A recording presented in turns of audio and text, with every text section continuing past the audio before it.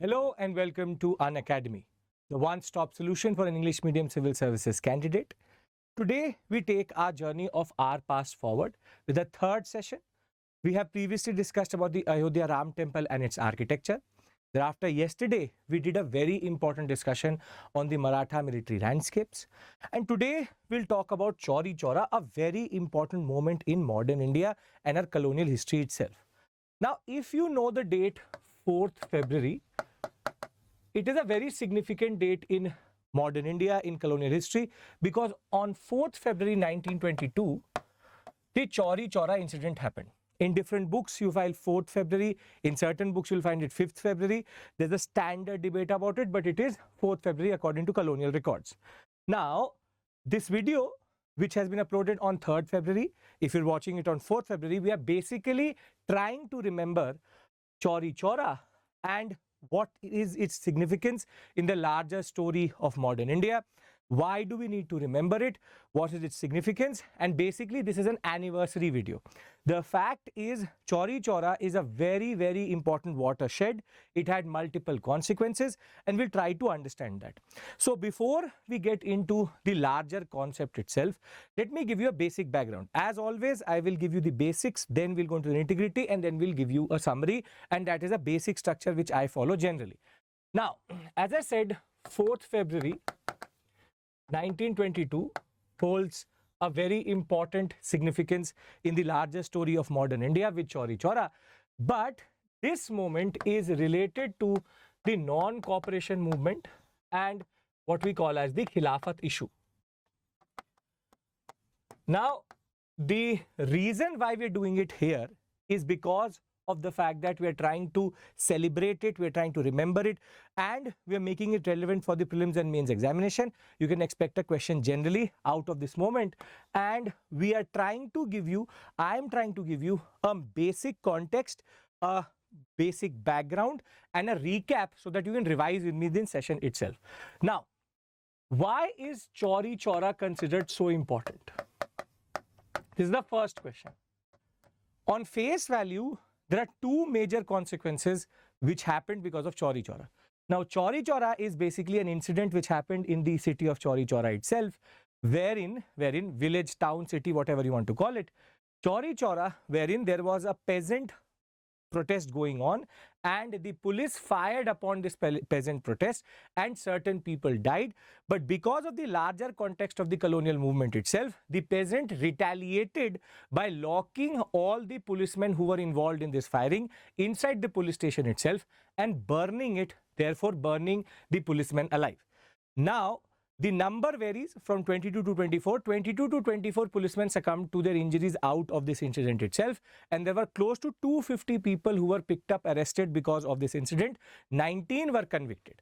Now, Chauri Chaura in itself is not that it was the first time violence ever happened in India, or it is a very big moment when it comes to a lot of people dead.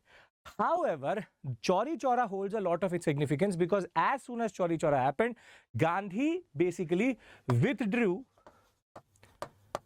the NCM, the non-cooperation movement, and he got arrested, thereby saying that the Chauri Chaura incident is related to me in a way, and he was arrested, in turn leading our national movement into the phase of what are called the Swarajists and no changes.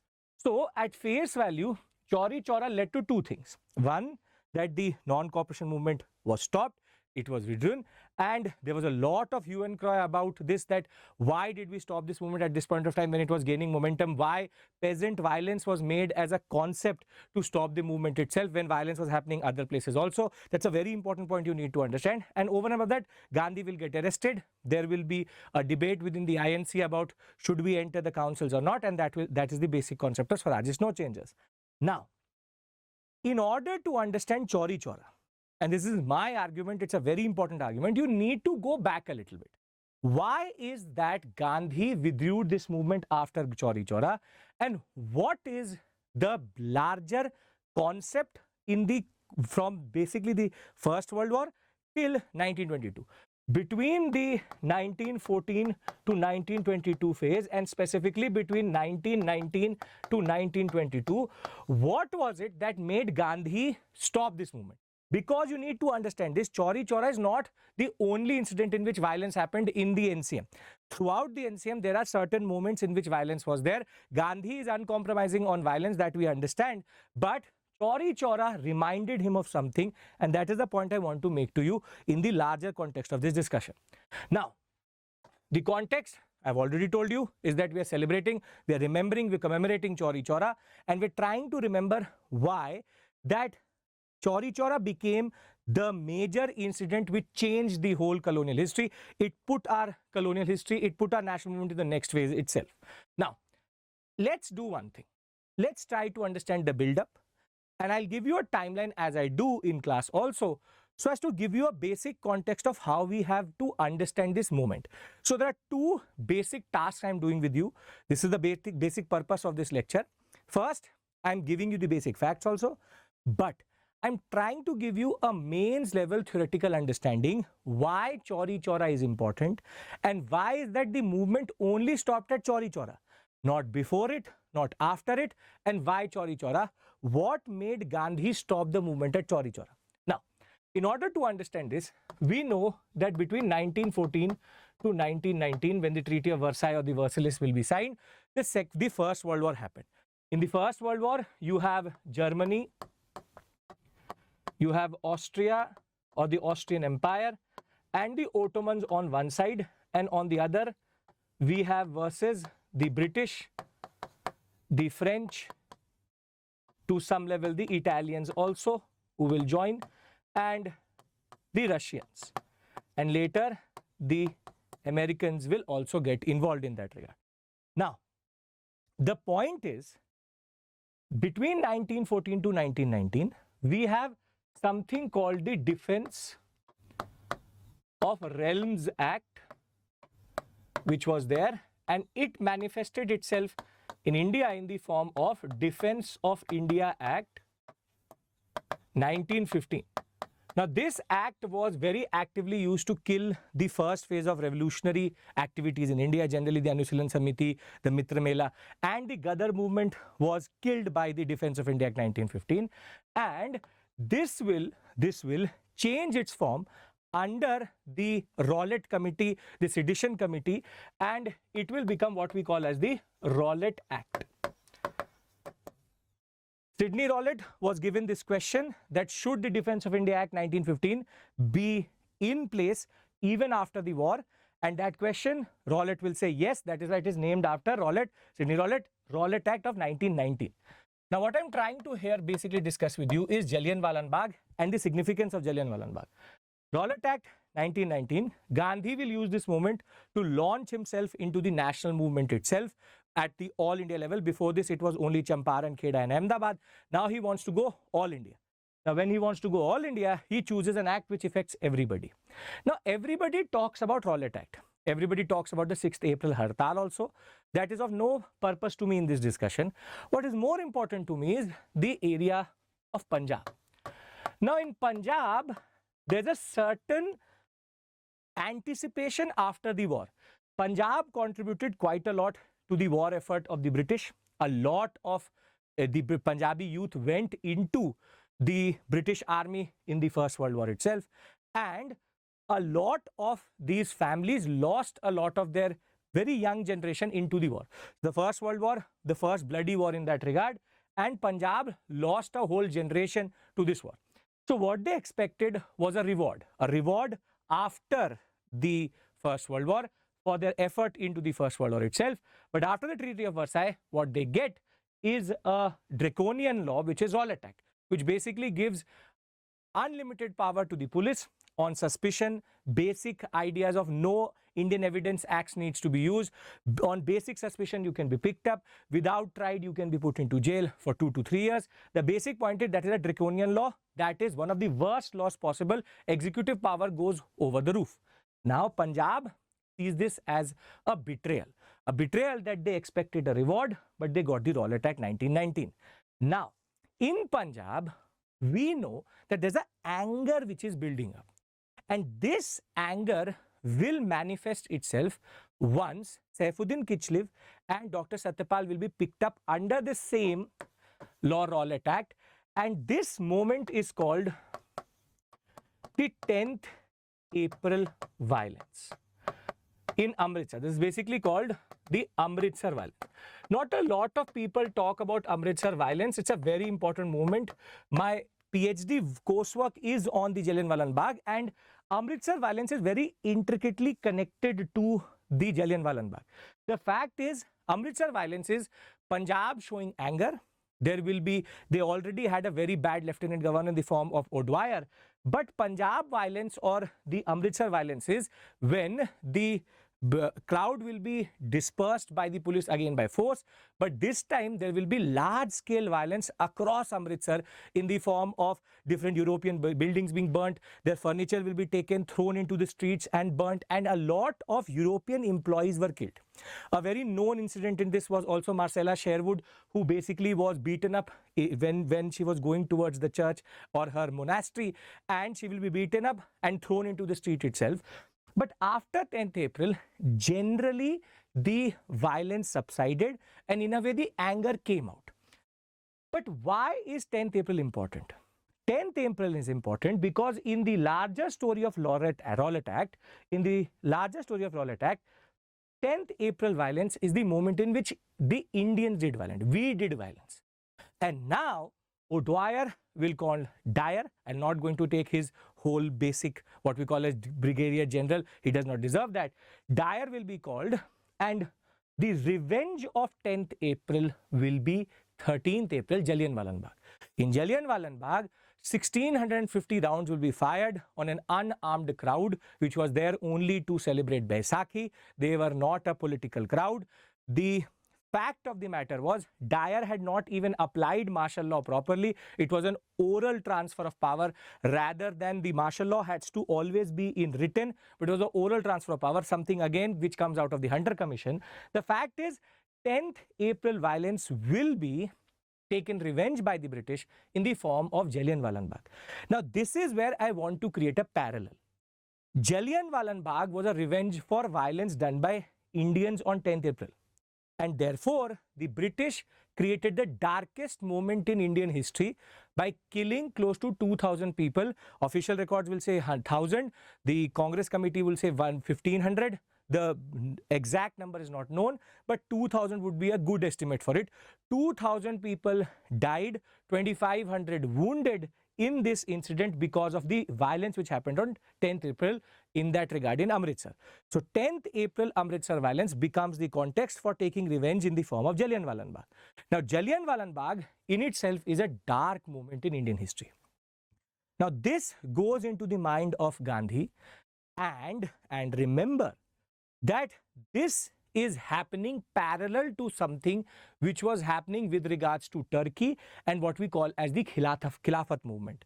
Now, remember this for the next 10 to 15 minutes, that Jallianwala Bagh was a revenge for 10th April Amritsar violence, and British could go to any lengths to punish us for any moment of what we call as 1857 type violence. Now, if we understand this, basically I've brought you from 1914 to 1919, specifically Rowlatt Act and Jallianwala Bagh. I want to now talk about non-cooperation and Khilafat. Khilafat issue is a global movement wherein we already know that the Treaty of Versailles had already happened. Germany had been humiliated beyond exception, which will in turn lead to the rise of Hitler later. But there will be also a treaty which will be in consideration called the Treaty of Sevres. Now, Treaty of Sevres is related to the Ottoman Empire, which is basically Turkey, and the ruler, the leader of the Ottoman Empire is basically the Khalifa, the political and religious leader of all Muslims across the world.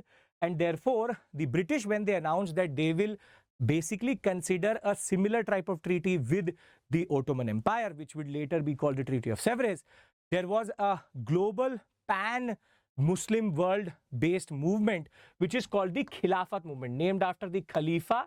So Khalifa becomes Khilafat. And the Khilafat movement will then manifest itself in India in the form of the Ali brothers, and Gandhi will also become part of the All India Khilafat Committee. Now, the basic argument of the Khilafat movement is we do not want a harsh treaty on Turkey. The Khalifa should be respected. He should be left with a lot of territory, or at least the core territory of the Muslims, and humiliation of the Khalifa is not acceptable to Muslims across the world, and specifically in India also. Now, Khilafat will start a boycott program, which will be very similar to non-cooperation, but the initial impulse comes from Khilafat, which is called the boycott program, in which the legislative councils will also be boycotted, schools, colleges, standard basic concept which was used in Rowlatt, the concept which was also used in Swadeshi, but at a much bigger level in that regard. Now, Gandhi wanted to use the Khilafat movement to launch a movement in 1920. 1919, 13th April, he had stopped a movement on 18th April because of what happened in Jallianwala Bagh, and therefore 1920 he is considering by February, March that what he can do is he can link Khilafat with what is called as the Punjab wrongs. And by doing that, what he was trying to do was he was trying to undercut what the British had been doing since 1909, which is Hindu-Muslim unity he wanted. Because there was a bigger and bigger gulf which was developing between, or what we call as engineered communalism in India, all hate between the Hindu and Muslim community being basically created or engineered by the British itself. It is Hindu-Muslim unity which the larger goal of Gandhi was that if he links Khilafat with Punjab wrongs, he can then convince the INC to become a part of the Khilafat movement. And that is why sometimes the non-cooperation movement is also called the Khilafat non-cooperation movement. Now, there's a certain timeline to this basic way in which it got connected. See, on 1st August 1920, there was a major moment in which INC could change its basic strategy. Before 1st August 1920, what was happening was that Gandhi wanted INC to take it up, but a very important towering leader, Bal Gangadhar Tilak, did not want the INC to take up a religious issue such as the Khilafat into the fold of the INC. Further, C.R. Das, Motilal Nehru were not very keen to boycott the legislative councils also, because they had put in a lot of effort to become a part of it. So they were also not very keen about boycotting the councils automatically.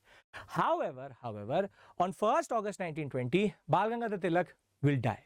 And what will happen is that till Tilak was there, Gandhi could not have pushed this issue into the INC too much. And till he is alive, INC did not take up this issue generally. Now, once Tilak dies, now the concept of Khilafat, which has a basic program which Gandhi will modify, I will show you that program also for the INC itself. On 31st August 1920, there will be an in principle approval from the INC that yes, it is going to adopt the Khilafat program with the non-cooperation boycott program. And for that, by September of 1920, the special session in Calcutta.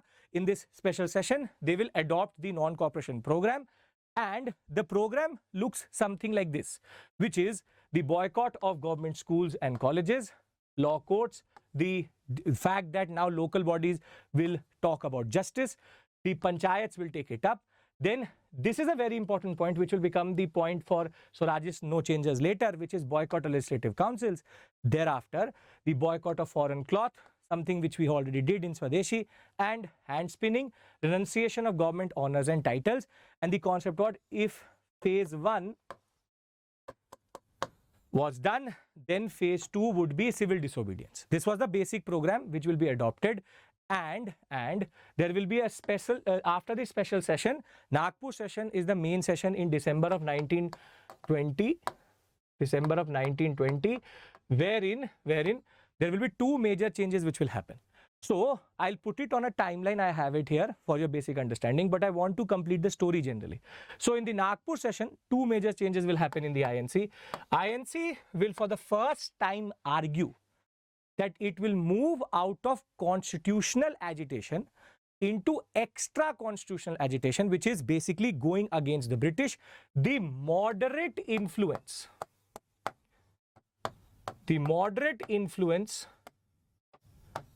had now been removed. The fact was the INC will not now act in the PPP, which is prayer, petition and protest. Rather, it will go for extra constitutional protest. And the second thing which happened in the Nagpur session was that the whole three-tiered model of the INC will be created, which is the Congress Working Committee, or what is called All India Congress Committee. Thereafter, the provincial working committees and the ward level committees for the Congress itself, the INC itself. INC going to the grassroots level, the what we call as the subscription for the INC will also be reduced, and INC will now change itself to a much bigger and more pan-Indian, more accessible body. Now, once this movement is started, it was a very good movement when it comes to Hindu-Muslim unity. Students, women, different parts of the society took part. It was a pan-Indian movement, better than what we saw in the Rowlatt Act itself, or the Rowlatt Satyagraha. However, the problem with this movement was it was not achieving its basic goals. So before I go into the second part of the discussion wherein Chauri Chaura comes in, let us revise, as I always do. So what have we discussed till this point? I have given you the basic point of Chauri Chaura, but before that, I have explained to you the importance of Rowlatt Act. Rowlatt Act, Rowlatt Satyagraha, Jallianwala Bagh.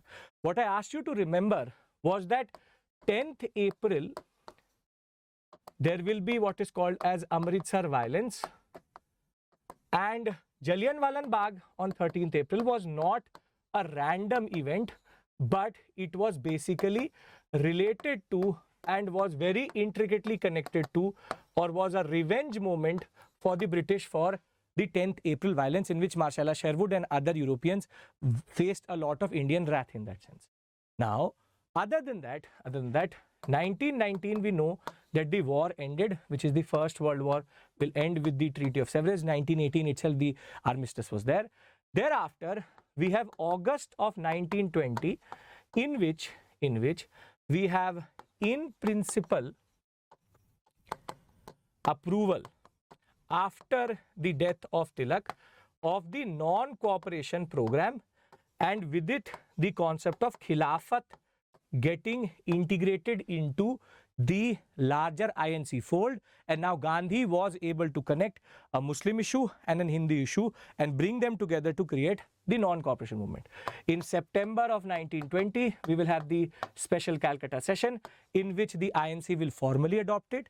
And in December of 1920, what will happen is that the Nagpur session will happen. And in the Nagpur session, there will be two things. Rather, the INC will re-endorse the Khilafat program, the program I showed you. Further, the structure will be changed and the nature of the INC will also change. If somebody asks you ever, when did the INC change its basic orientation? It is basically the Nagpur session of December of 1920. Thereafter, now it is this period between December of 1920 to February of 1922, or what we very famously called as 4th February 1922, which is Chauri Chaura. It is here that the movement somehow started to develop certain issues. We know that there is Hindu-Muslim unity. We also know that the Khilafat program was becoming more and more aggressive in that regard. Non-cooperation was followed also quite well by the people of India. The British tried to break the unity between the All India Khilafat program and Gandhi by talking that Gandhi, they are doing violence, they are enticing violence and you are not condemning them. Gandhi understood the basic strategy in that regard. But the fact was, the first phase had to become successful for the CDM to be launched, and therefore Gandhi had argued that if we are able to follow the basic NCM program, we will be able to get Swaraj within a year. However, it has now been 2 years. Now the question comes in, that why did Gandhi withdraw the movement and the importance of Chauri Chaura? Now, in order to understand this, we need to understand this word STS, which is called struggle, truce, struggle. As identified by Bipin Chandra, is the very simple argument or very simple gist of Gandhian movements, which is called struggle, truce, struggle. The whole Gandhian movement, be it between 1915 to 1940, it is all about this only, which is struggle, which is Rowlatt. Then he understood this in South Africa itself through his basic program there after 1906, that every movement overheats. And when it overheats, when people can see that nothing is getting achieved, when there is fatigue in the movement, you need to take a truce, because the capacity of the satyagrahi or the people to sacrifice, go to jail, do non-cooperation, to do civil disobedience is limited. So every moment or every movement of Gandhi can be basically defined under this: struggle, truce, struggle, which is you struggle, you fight, then you take a truce, which is a draw, and then you again struggle. You can see Rowlatt Act, Jallianwala Bagh is the truce, non-cooperation. Thereafter, you can see Rowlatt Satyagraha, Jallianwala Bagh is the truce. Then you have non-cooperation movement, which is the struggle. Thereafter, again, Chauri Chaura is basically a truce. Then he will take this truce till 1929. Then again the struggle, which is CDM. The struggle comes in. Then Gandhi-Irwin Pact is the truce. And thereafter, he again struggles under what is called a CDM phase 2. But when CDM phase 2 does not work, he again takes a truce in the form of his Harijan program. And thereafter, his last major push, individual satyagraha we don't basically count, but Quit India, after which the Indian national movement will become autonomous to itself. It will become popular in character. Gandhian movement phase by 1942, it ends. After that, Gandhi does not really have control over the national movement. So you can see the whole structure of the national movement can be understood like this: struggle, truce, struggle, truce, struggle, truce. So Chauri Chaura is a truce. Why? Because basically between 1920 to 22, Gandhi could see that the British are not changing their orientation. The basic program is not achieving what it should. There is no real headway. People could see that. And in a way, Chauri Chaura is that frustration coming out. Is that frustration coming out that nothing is really working. And now when you get frustrated, you mostly go for violence. And that is what happens. That Chauri Chaura was a moment of violence. It's not that violence did not happen before this. Gandhi could see that the struggle had now overheated, non-cooperation movement had now overheated, and the truce had to be in the form of Chauri Chaura. So Chauri Chaura was just an excuse. But what is even more important, and mostly people don't talk about it, is that yes, it's a truce. This is a very standard concept you will get in books. However, people forget one more thing. The last time Indians did violence in which certain Europeans died was the 10th April Amritsar violence. And what did the British do in order to retaliate against it? Jallianwala Bagh. Herein lies the key to understand Chauri Chaura. Chauri Chaura basically was a moment in which Gandhi foresaw, or in a way could see, that another Jallianwala Bagh could happen. And therefore, before the British could take cognizance of the fact that 22 to 24 British officers and British officials have been burnt alive by Indians, he simply stopped the movement and said that arrest me, I am responsible for Chauri Chaura. He basically avoided another Jallianwala Bagh by taking this truce and by getting arrested.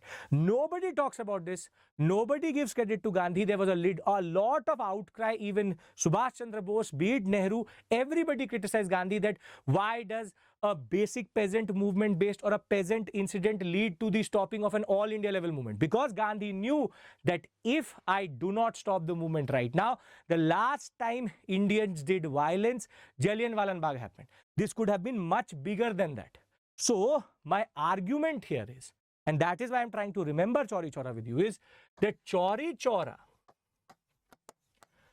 is both a truce in the form of Gandhian movement, but also the fact that he stopped the movement to avoid another Jallianwala Bagh. The fact was that nobody generally talks about this. Everybody is very quick to criticize Gandhi for this. Gandhi foresaw something. This is how basically you create a holistic understanding of the national movement.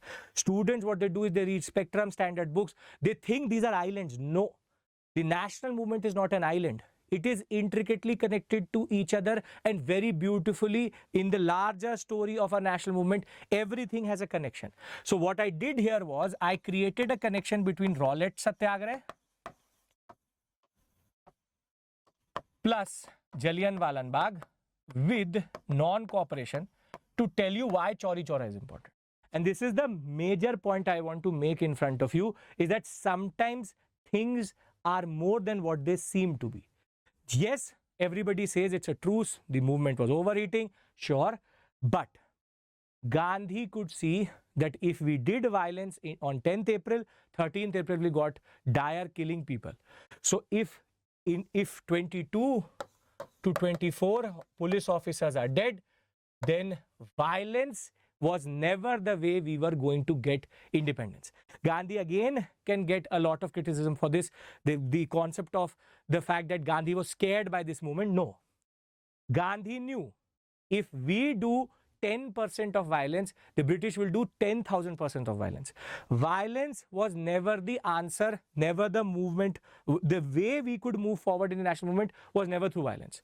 British had the capability and the ruthlessness to do violence at a scale beyond exception, and if they could kill 2,000 Indians who were just basically celebrating a festival, think what could have happened if they wanted to retaliate against Chauri Chaura. And that is why we should give credit to Gandhi. More than that, yes, it's a truce. He had to stop the movement because the movement was fatiguing. But he also made sure that another moment of retaliation did not come. Now, what I'll do here is I'll summarize everything for you before I end the session. Let me clear this page for you and I'll summarize everything for you generally. Now, what have we established in the past half hour? We have established that in 1914 to 1919 period, the Defense of India Act was there. 1915 used to kill revolutionary activities in India, the Ghadar movement itself. After that, it manifested itself in India in the form of the Rowlatt Act, and the Rowlatt Act was used by Gandhi to start what is called the Rowlatt Satyagrah. The Rowlatt Satyagrah is Gandhi launching himself at the All India level movement with a very important act. Now, Rowlatt Satyagrah in turn led to what is called as 10th April violence or Amritsar violence, and on 13th April what happens is that the Jallianwala Bagh movement happens. Now, there's a pattern here. The pattern is we did violence, so the British also did violence. The moment of violence was done because of the basic feeling in Punjab that they were not rewarded for their war effort, and therefore 10th April violence was quite brutal in that regard. So the British sanctioned an illegal martial law, in turn leading to what we call as Jallianwala Bagh. Now, parallel to this, the Treaty of Sevres was getting what we call as readied or was under consideration.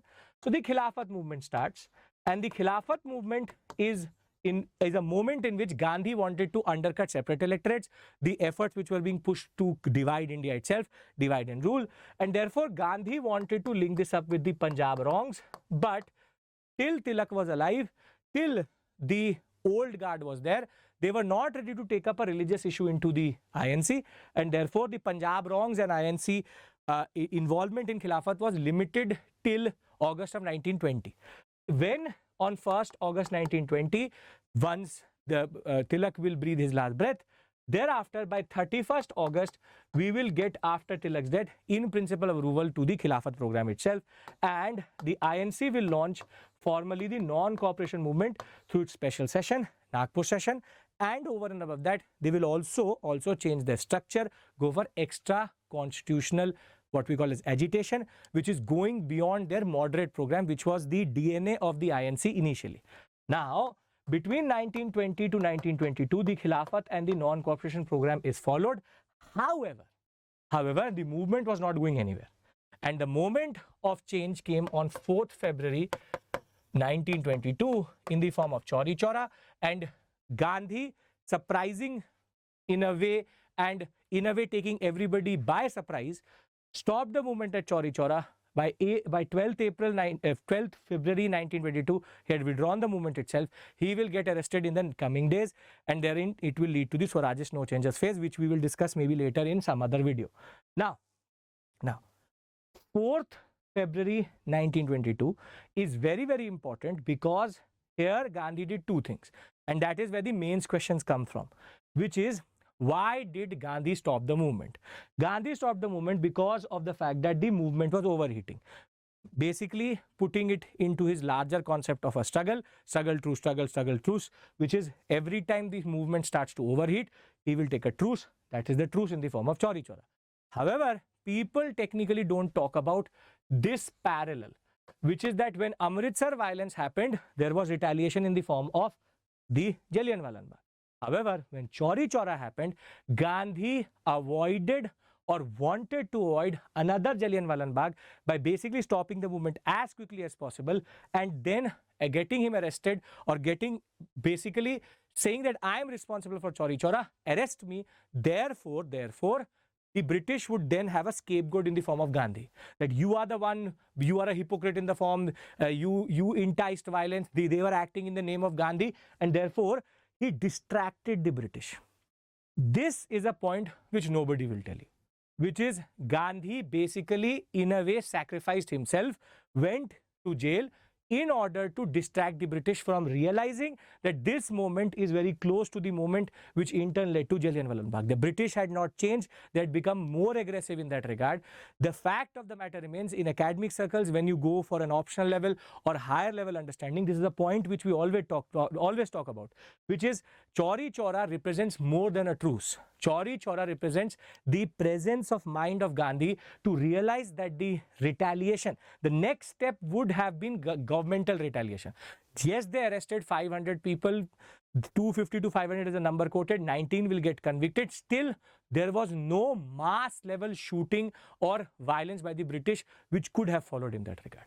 So I hope now you realize why I want to remember Chauri Chaura with you. So 3 points I've made. First, don't look at Chauri Chaura just as a truce. It is more than that. It is a moment in which Gandhi avoided a Jallianwala Bagh.